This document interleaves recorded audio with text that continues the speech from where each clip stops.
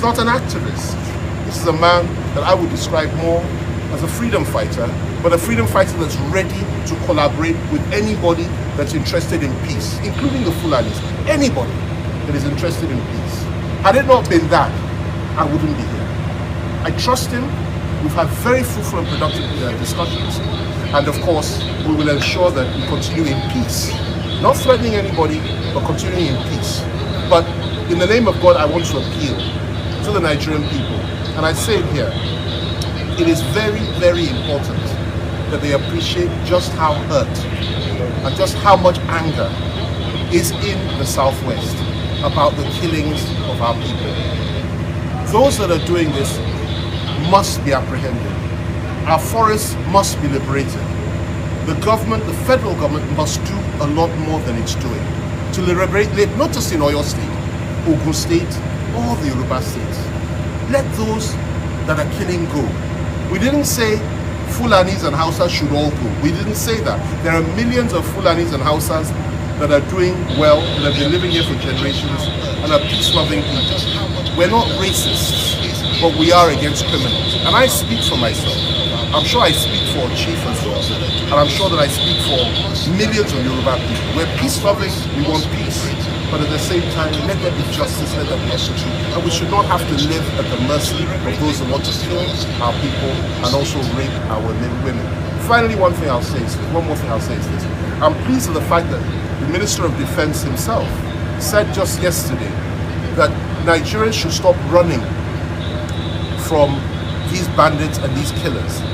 That Nigerians should also rise up to defend themselves, and the Nigerians should stop being cowardly. Those are the words he used. Well, Sunday Igboho has proved that not all Nigerians run away. Not all Nigerians are cowards, and not all Nigerians will refuse to defend themselves. And I'm happy about that, and I'm happy that his position has been endorsed by the Ministry of Defense. And I want to send this signal message to the whole country. We as a people will not run away. We will defend ourselves, and we will not be cowards if criminals continue to kill our people. It's the criminals that are not safe here. It is not the ordinary Hausa Fulani population, most of whom are peace-loving people who we are very close to. I happen to be a title chief of Shinkafi, so how could I possibly be against Hausa Fulani people? However, I'm also a son of the soil here, and I know what my people have been going through. And I thank God that people are now rising up and saying enough is enough. And I'm thank God that the government itself has realized and appreciated the efforts of people like my brother here and others that have said enough is enough. And I love coming here. I love being part of Yoruba land.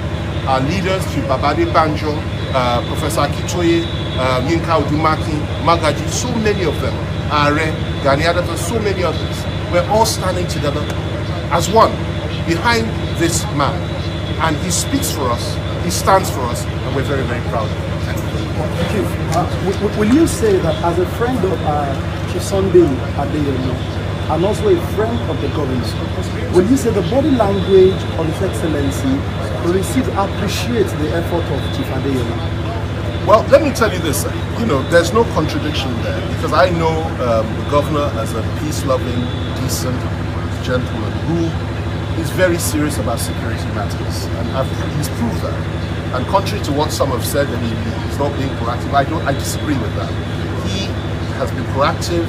He's in a difficult situation. He has worked extremely hard, and he's deeply concerned about what's going on in the state and what some people are trying to do. They are very close. A lot of people don't know this. They've known each other for many, many years, and I'm not the one.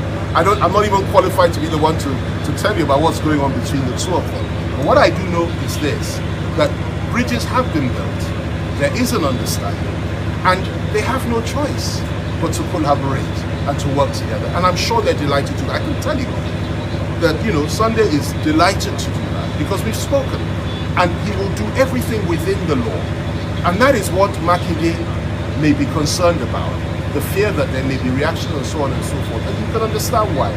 But it's for us that are leaders and that are elders that can come together and say, listen, let this bridge be built so that we can do everything in the right way, in order to ensure that the state government is comfortable and to ensure the federal government is also comfortable with what's going on. There is no law that says you cannot defend yourselves against people that kill you and rape your women. And what the government needs to do, and I'm talking about the federal government now, is do something about those that are perpetrating these heinous crimes in our forests. If they did that, if only they could do that and do it better, there wouldn't be an issue here. And we wouldn't have to have people to stand up and say, listen, if they don't do it, we have to do it ourselves. And that's where people like Sunday come in. If they do their job, then people like Sunday would not have to do anything to it. But as long as they don't do their job, it raises issues. And I know that Makinde and the other governors of the Southwest will join hands together, have joined hands together to ensure that people are safe. It's the same destination, the same objective that they all have. And this is not about targeting any ethnic community. It's not about targeting Hausas, it's not targeting Fulani. No, that is not what he does. If that was it, I wouldn't be here. And he knows very well that I would never do that either. We believe there should be peace, unity, and progress, but there must be justice, there must be equity, and there must be the right to defend ourselves from people that seek to kill us and rape our women. Thank you. Sir, we should support the call that individuals should be licensed to carry sophisticated guns as suggested by Taraba State. Well, listen, a good friend of mine, governor of Bauchi State, Bala Mohammed, good friend of mine, we were in a cell together, and apart from that, we're very close. We're both former ministers. He said a few days ago that Fulani herdsmen should be given the right to carry AK-47s. Now, I disagree with that, but that is his opinion. And like I told him, he's entitled to his opinion, and he can voice it. Now, if you go by that principle, then of course it makes absolute sense. If Fulani herdsmen are allowed to carry AK-47s to defend their cows and their lives if they feel threatened, then it's also logical that members of the local community, farmers, and each and every one of us should also have that right to defend ourselves against killer Fulani herdsmen or against those that seek to come and kill us and rape our women. So I am totally and completely behind that. I would like that very much. And why not? We're responsible, decent people. The Americans have that right. It's enshrined in their constitution.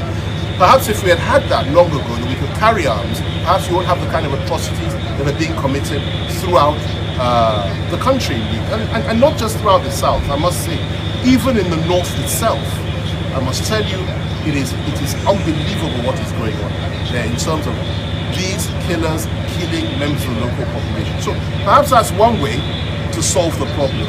But the best way is for the government itself to rise up and do something about it. That's what we're paying them for. That's what they're there to do. Let's hope they do it so we don't have to do it ourselves. Thank you. I want to ask We're going to. I don't have anything to send them because my uncle is already here. So this is what I want in our land is peace.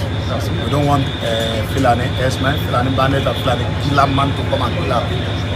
We want our people to free. You understand? So my uncle is already here. I don't have anything to send them. Thank you. Your message to the people, sir. What's it? Your message to the people generally.